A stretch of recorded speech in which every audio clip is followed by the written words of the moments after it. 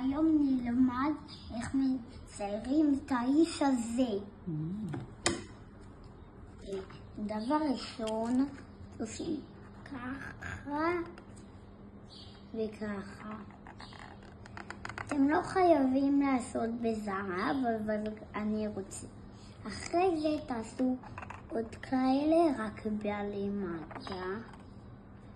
תעשו עיגולים קטנים כאן. עיגולים יותר עיגולים ככה. אותו דבר בצד השני.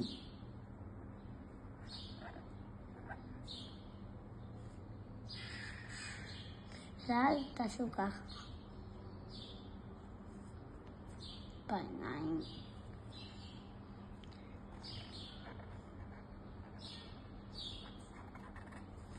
ותעשו ככה. אחרי זה תצבעו כאן צ'ופצ'יק.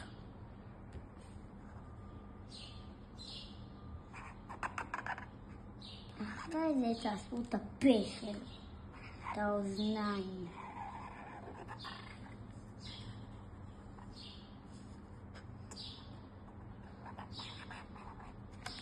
אתם רואים?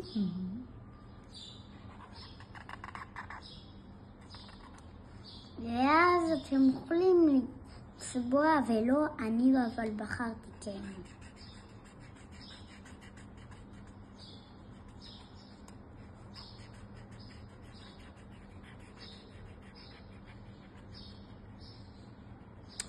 ואחרי זה עושים כאן וכאן, כאן, כאן, כאן, ככה, ככה,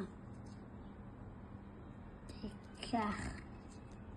עכשיו צריכים לצייר כאן קו קטן.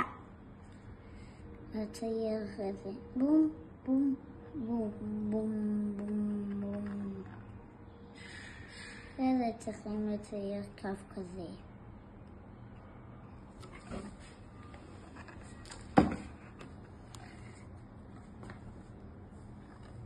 עכשיו צריכים לצייר את... זה ריאל דה מדריד?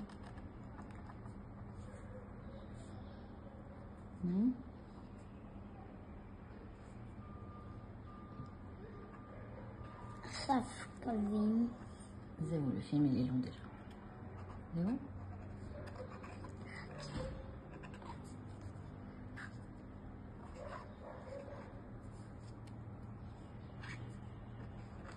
בראבו. ככה מציירים את האיש כאן. בראבו.